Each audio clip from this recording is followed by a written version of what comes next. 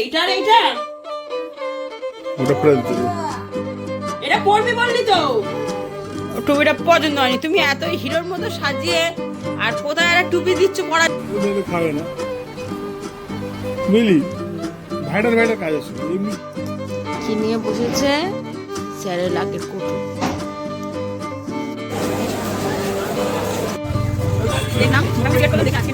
কি ভ্যানটা চালাবি?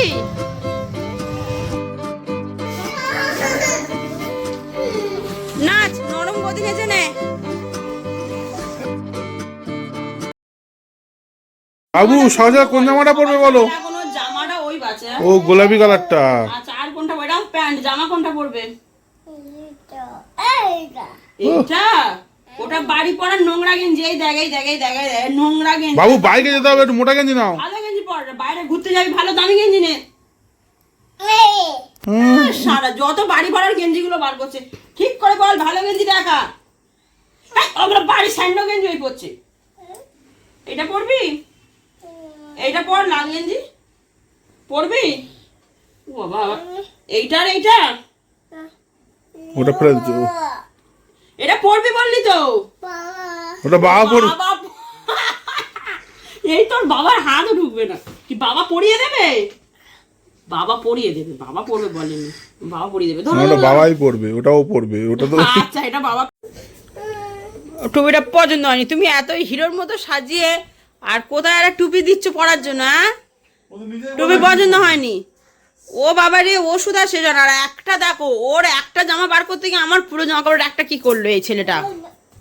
Hello everyone, welcome back to our channel, to our new blog. আজকে রবিবার, ঘড়িতে বাজে 8:30। ব্লগটা খুব তাড়াতাড়ি শুরু করেছি। রবিবারটা আমার খুব তাড়াতাড়ি শুরু হয়, ছুটির দিন।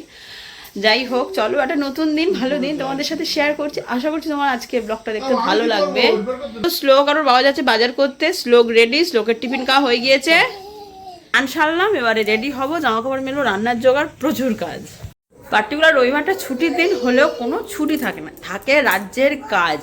রবিবার আজকে শ্লোকের চুল কাটাবো, আজ চুল কাটাতেই হবে। 2 নম্বর বিকেলে আজকের গদিটা কিনতে যাব, কারণ আমি সত্যি এত কোমর যন্ত্রণা করছি। এই একদিন নয়, সেই ছেলে হওয়া থেকে ভুগছি।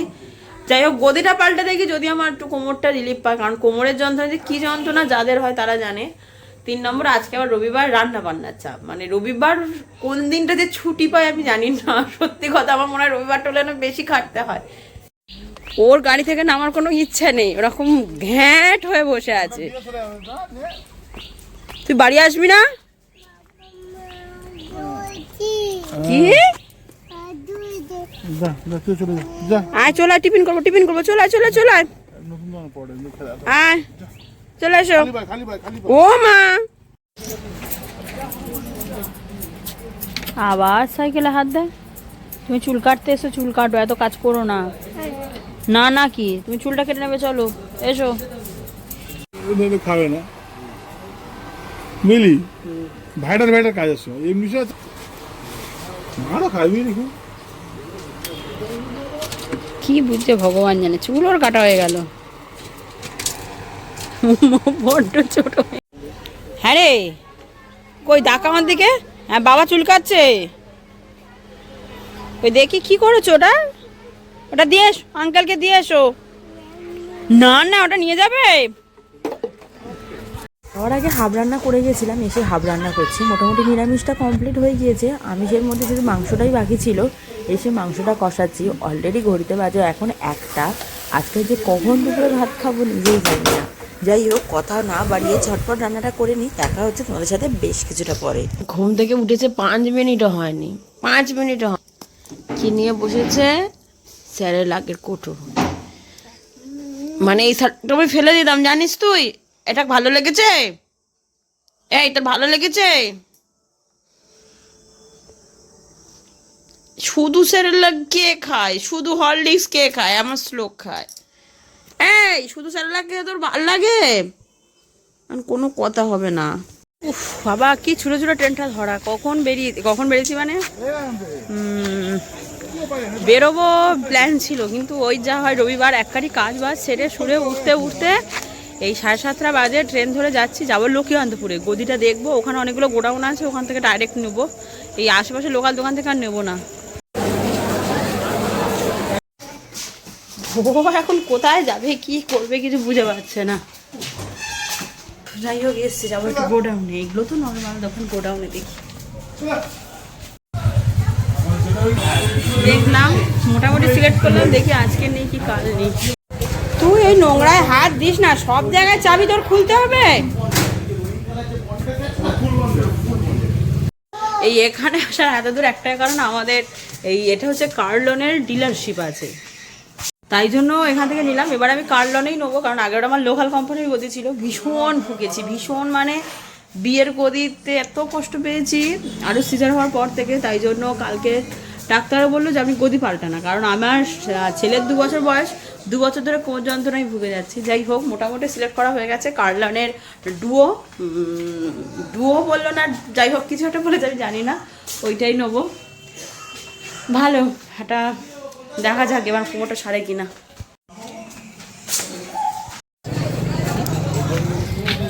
কার্লনের কি লেখা এটা? ডবল, ভালো আছে।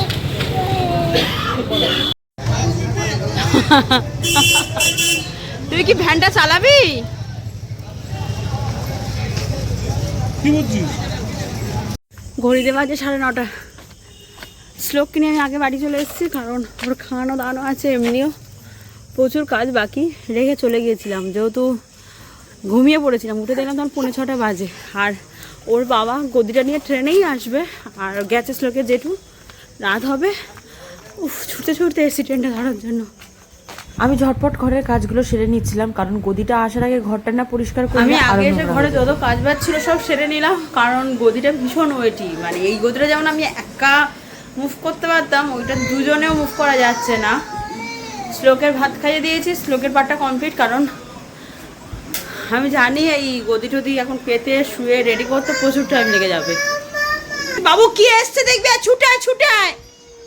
আমাদের ঘরের সব থেকে বড় সমস্যা হচ্ছে কোনো জিনিস নিচ থেকে উপরে তোলা। আসলে সিঁড়িঘরটা খুব ছোট জায়গার মধ্যে করা, তো তাই কোনো জিনিস তুলতে গেলে বড্ড বিপদে পড়তে হয়। চলে চলে চলে ছুটায়, ছুটে ছুটে ছুটে চলায়।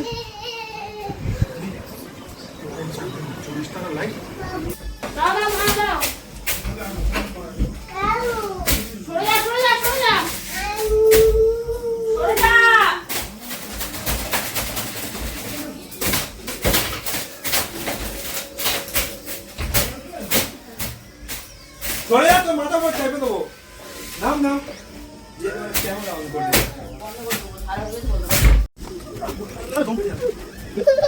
কোথায় লাগলো? নাকে লেগেছে? নাচ, নরম গদি নেচে নে।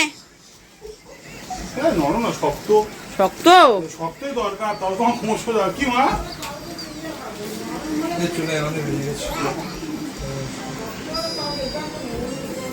কালে আজ গদি পাল্টানোর চক্করে 11:30 বাজে, এখন আমি ফ্রেশ হইনি, মানে এত রাত হয়ে গেছে। যাই হোক অনেক দিন থেকে ভুগছিলাম, জানি না গদিটা পাল্টে কি হবে। আলটিমেট নিলাম কার্লনের অর্থোপেডিক্সের গদি। এবার আশা করছি কোমরটা একটু রিলিফ পাবে। একদম শক্ত ইট, এতদিন শুতাম একটা নরম স্পঞ্জের গদি, তো শক্ত ইট, মনে যেন মেঝে শুতে যাচ্ছি আজকে। যাই হোক, আর আনন্দ দেখো গদি, ও কিন্তু কিছু বুঝতে পারছে না, ও 14 বার লাফাচ্ছে, শুয়ে পড়ছে, কি মজা পাচ্ছে। ও মুখটা দেখো, মুখটা দেখো। বাবু টাটা দিয়ে দাও, টাটা দিয়ে দাও, টাটা দাও, দিচ্ছি টাটা, মাথাতে টাটা, মুখটা দেখো। চলো আজের ব্লগটা তাহলে এখানেই শেষ করছি। দেখা হবে তোমাদের সাথে আবার কাল নতুন একটা ব্লগ নিয়ে। ততক্ষণ ভালো থাকো, সুস্থ থাকো, সাবধানে থাকো, আমার সঙ্গে থাকো। শুভরাত্রি।